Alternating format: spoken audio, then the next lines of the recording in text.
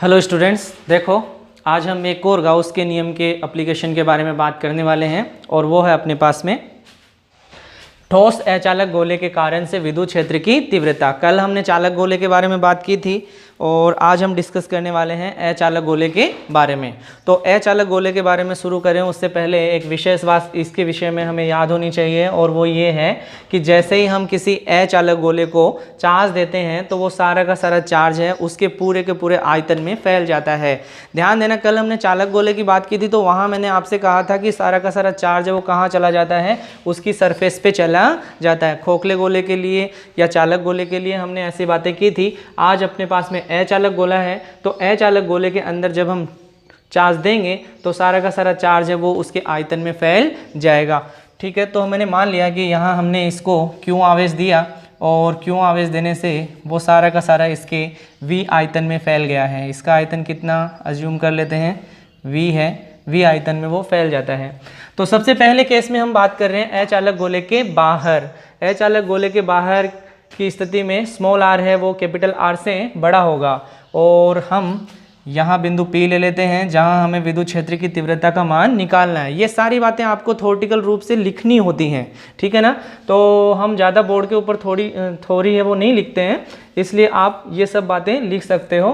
तो यहाँ से स्मॉल r त्रिज्या का इसके चारों तरफ हम क्या मानने वाले हैं, एक गोलीय गाउसीय पृष्ठ की कल्पना करने वाले हैं। तो ये मैंने इसके चारों तरफ स्मॉल r त्रिज्या का गोलीय गाउसीय पृष्ठ मान लिया है। ठीक है, इस गोलीय गाउसीय पृष्ठ पर हम हर बार की तरह से एक अल्पांश लेने वाले हैं। ये अपना अल्पांश ds है और ये हो गई अपनी इलेक्ट्रिक फील्ड की डायरेक्शन और ये हो गया ds वेक्टर की डायरेक्शन, यानी कि दोनों के बीच का एंगल एक बार फिर कितना बनेगा, 0 ही बनेगा। मैं फिर बता देता हूँ आपको कि चार्ज है वो पॉजिटिव चार्ज है, इसका मतलब गोले से जो विद्युत क्षेत्र की दिशा है वो रेडियली आउटवर्ड होगी, यानी कि त्रिज्य रूप से बाहर की तरफ होगी। अगर यही चार्ज नेगेटिव चार्ज होता तो उस कंडीशन में ये डायरेक्शन अंदर की तरफ होती, त्रिज्य अंदर की तरफ होती। ये बहुत अच्छी बातें हैं, आपको ये हमेशा याद होनी चाहिए, इस पर छोटे प्रश्न भी पूछे जा सकते हैं। तो देखो हम फ्लक्स का मान निकाल रहे हैं तो इस गाउसीय पृष्ठ से संबंधित फ्लक्स का मान कितना होगा वो सबसे पहले हम लिख लेते हैं हर बार की तरह। तो अपने पास में वो हो गया गाउसीय गोलीय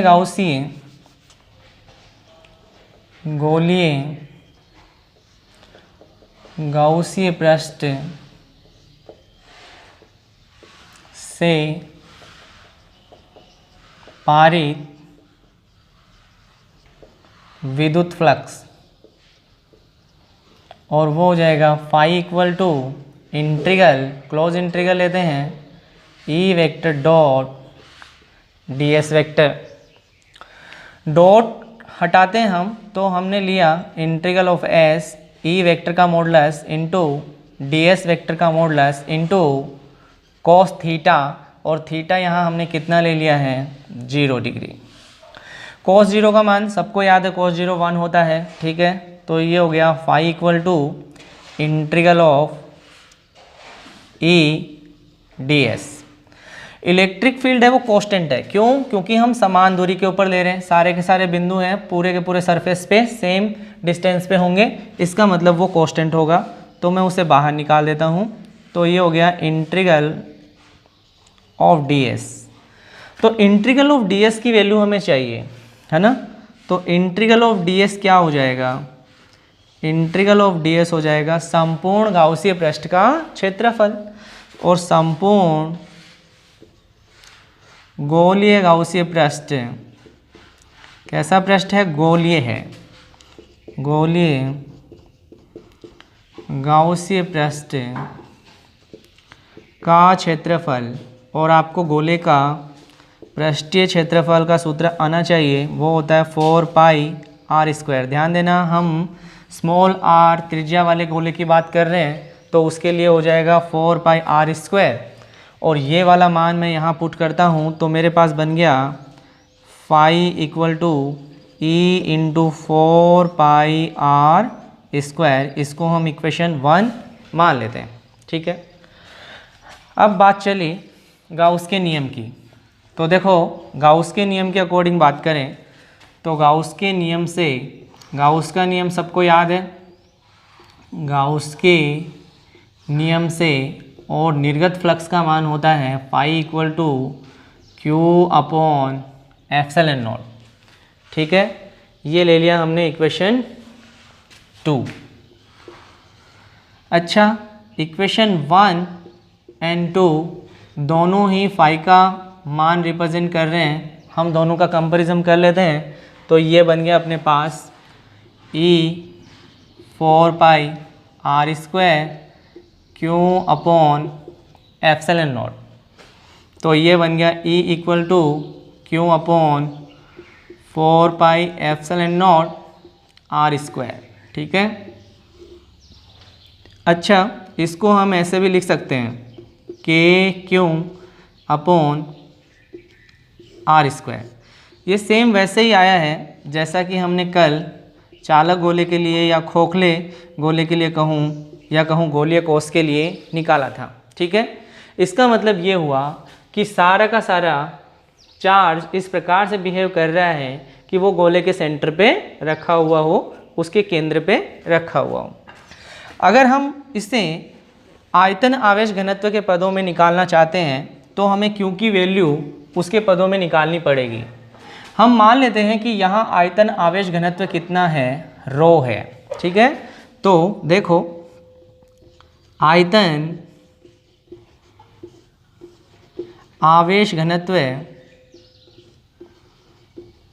और आयतन आवेश घनत्व हो जाएगा रो इक्वल टू कुल आवेश बटा कुल आयतन।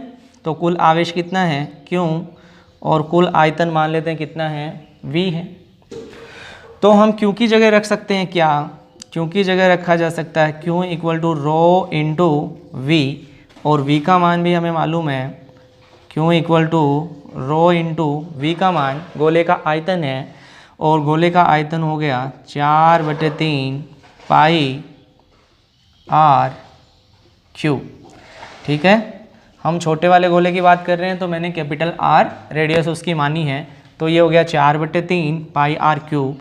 ये वाला मान हम यहाँ रख देंगे तो रो के टर्म्स में अपने पास इक्वेशन बन जाएगी। देखो क्या बनेगी, E इक्वल टू के का मान हम रख लेते हैं, या इक्वेशन 3 रखता हूँ मैं।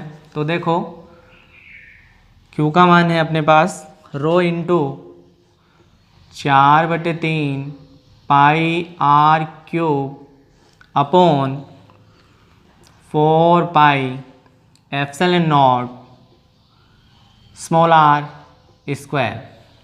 तो यहाँ से हम देख रहे हैं 4 पाई से तो 4 पाई कट जाएगा, बचा क्या अपने पास, बचा रो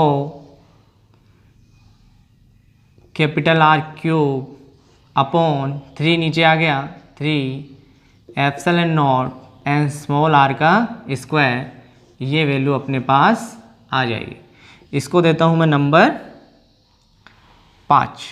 ठीक है, तो ये अपने पास में क्या आ गया, इलेक्ट्रिक फील्ड की वैल्यू आ गई। और दोनों में ही अगर हम देखें तो इलेक्ट्रिक फील्ड है वो डिस्टेंस के साथ में कैसा संबंध दर्शा रही है, वह वर्ग के व्युत्क्रमानुपाती है। ठीक है ना, आर के साथ अगर हम संबंध की बात करें तो ई है वह आर के वर्ग के व्युत्क्रमानुपाती है। ठीक है, तो इस तरह से ये हम प्राप्त कर सकते हैं। अच्छा, अब हम बात करें इसकी सतह पर। इसकी सतह पर अगर हमें मान निकालना है तो हमें चेंज ज़्यादा कुछ नहीं करना। देखो मैं यहाँ से मिटाता हूँ,